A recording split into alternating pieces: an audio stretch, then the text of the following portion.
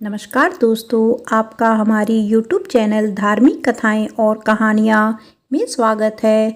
आज मैं आपको छठ पूजा में क्या क्या करते हैं इसके बारे में बताऊंगी।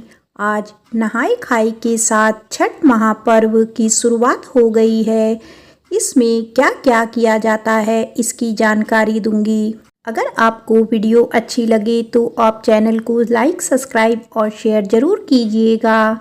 इस दिन व्रती महिलाएं स्नान करके नए कपड़े पहनकर पूजा करती हैं। नए कपड़े की आवश्यकता व्रतियों की होती है। पीले और लाल रंग के कपड़ों का छठ में विशेष महत्व होता है।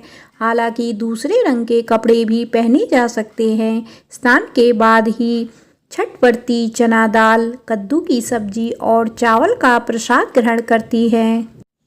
आइए जानते हैं नहाय खाए क्या है। व्रत रखने वाली महिलाओं के प्रसाद ग्रहण करने के बाद ही परिवार के अन्य सदस्य प्रसाद ग्रहण करते हैं। इस दिन व्रत से पहले नहाने के बाद सात्विक भोजन ग्रहण करने की ही नहाय खाए कहते हैं। मुख्य तौर पर इस दिन छठ व्रती लौकी की सब्जी और चने की दाल ग्रहण करते हैं। सब्जियों को पूरी पवित्रता के साथ धोया और पकाया जाता है। खाना पकाने के दौरान भी साफ सफाई का पूरा ख्याल रखा जाता है। खाना पकाने के दौरान भी छठ व्रती छठी मैया के गीतों को पूरी आस्था और निष्ठा से गाती हैं। नहाय खाए के दिन जो खाना खाया जाता है उसमें सेंधा नमक का इस्तेमाल किया जाता है। नियम का पालन करते हुए छठ व्रती के भोजन ग्रहण करने के बाद घर के बाकी सदस्य भोजन ग्रहण करते हैं।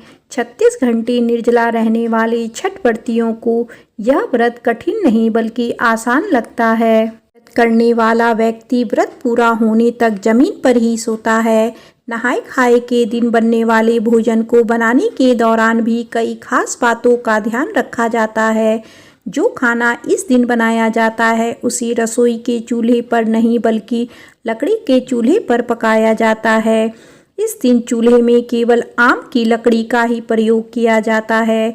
इस दिन तमाम नियमों का पालन करते हुए भोजन बनाकर सबसे पहले सूर्य देव को भोग लगाया जाता है। उसके बाद छठ व्रती भोजन ग्रहण करते हैं और उसके बाद ही परिवार के दूसरे सदस्य भोजन करते हैं।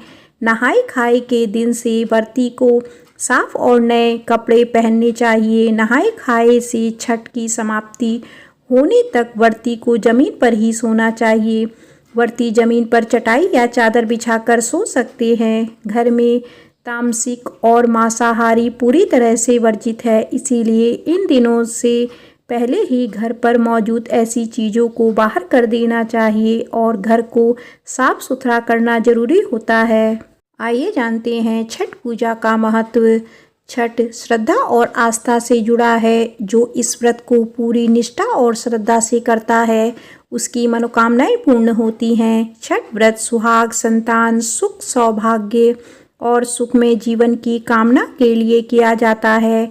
इस पर्व में सूर्य देव की उपासना का खास महत्व है। मान्यताओं के अनुसार छठ पूजा के दौरान पूजी जाने वाली छठी मैया सूर्य देव की बहन है। इस व्रत में सूर्य की आराधना करने से छठ माता प्रसन्न होती हैं और आशीर्वाद देती हैं।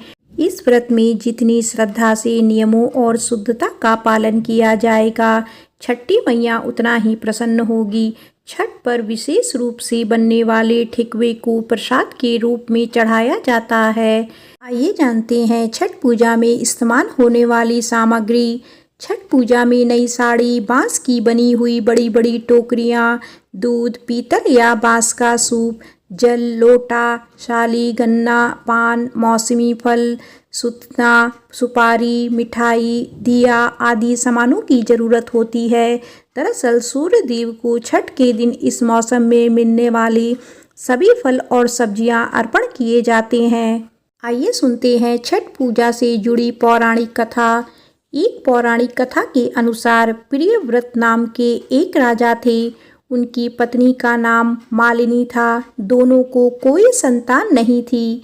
इस कारण से दोनों दुखी रहते थे।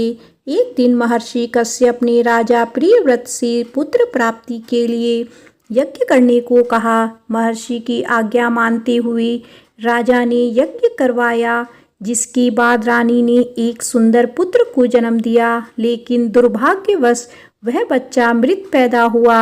इस बात से राजा और दुखी हो गया।